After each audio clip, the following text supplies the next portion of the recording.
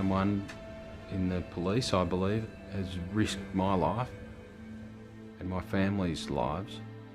Simon's taking a huge gamble in telling his story.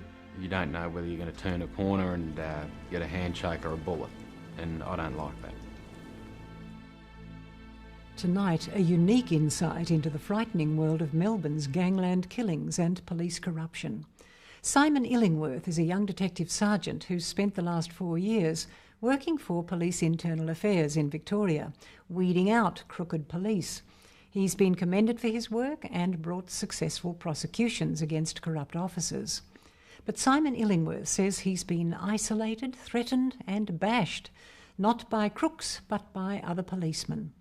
Now, at the end of his tether, he's risking everything to tell his inside story.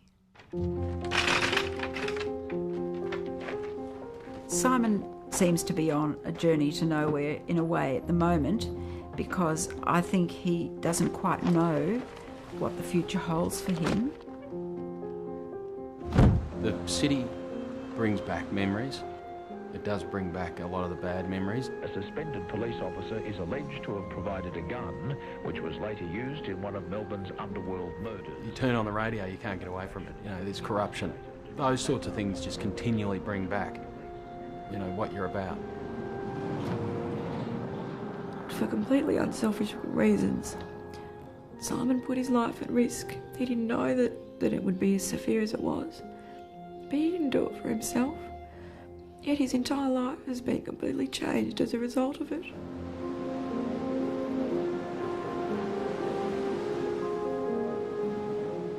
I do look back and wonder if I had my time again, whether or not I would have just taken off, gone interstate and worked interstate. But I love Victoria Police.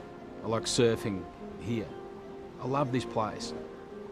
I didn't want to leave. I didn't want to go somewhere else. It's not in my nature to flee something, to leave it unfinished. And so I won't.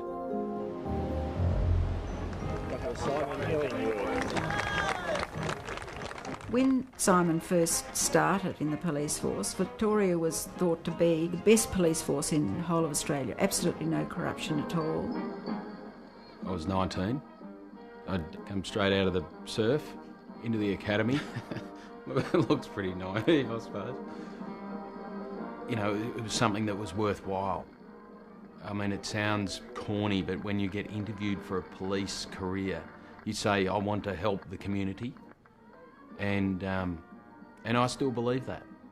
We were really thrilled. We were very proud. We thought it'd be just the thing for Simon. Never could really march that well, I've got to say. I could be an investigator and a detective. And I thought that this was an opportunity for me to live something that was exciting. There's an element of danger, everyone knows that, but it was just something that gripped me, and that's why I thought, this is for me. Up to the first 2 years, it was everything that I wanted. You know, there was mateship. I was playing in the police football team. I had got information that led to the arrest of one of the top 10, which was just unheard of.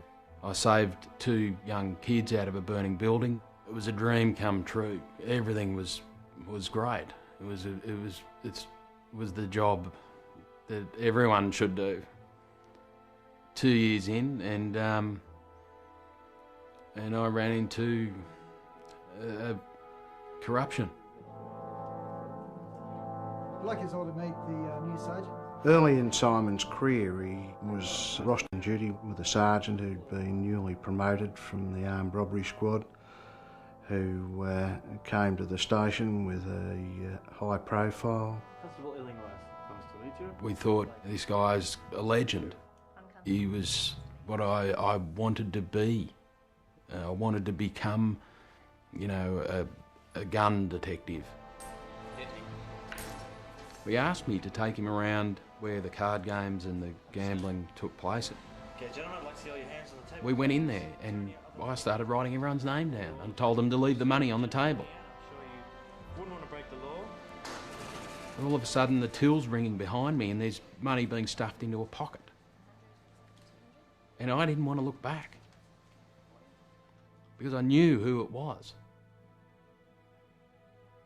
And I didn't say anything. Is that everything? The money on the table went into his pocket as well.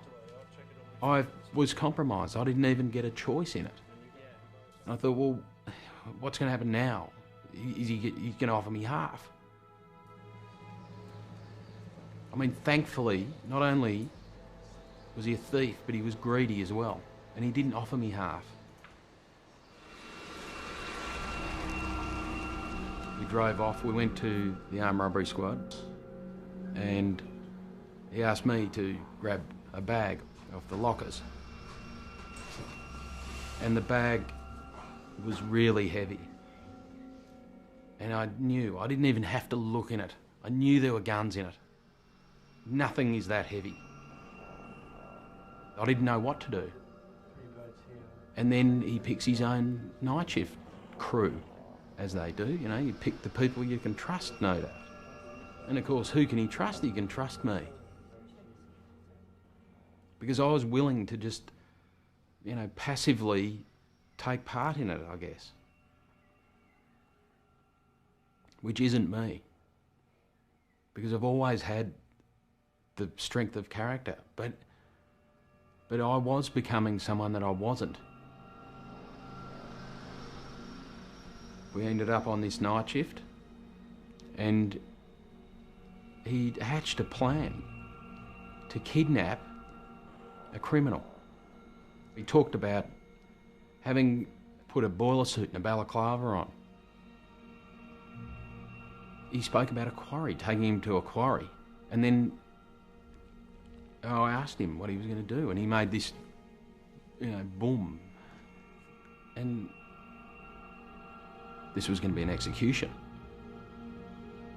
He rang me up and said, "Mum, I've got to disappear for 2 days." And I had no idea what was going on, and I was worried. And I said, "Simon, what on earth's the matter?" He said, "I can't explain now." And that was the end of the conversation.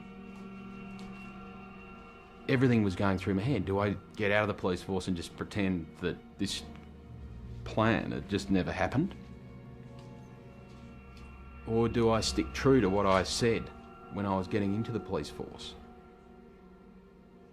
But what happened then?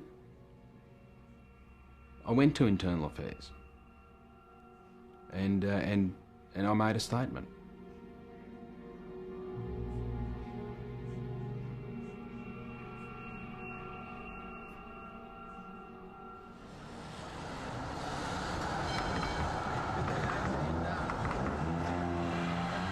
A whistleblower is a tag. It's like mobster, gangster. It's like having a tattoo on your forehead.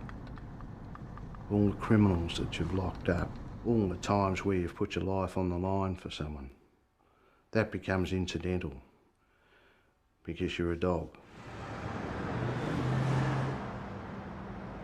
I had to go to court for the committal hearing, and I walked to court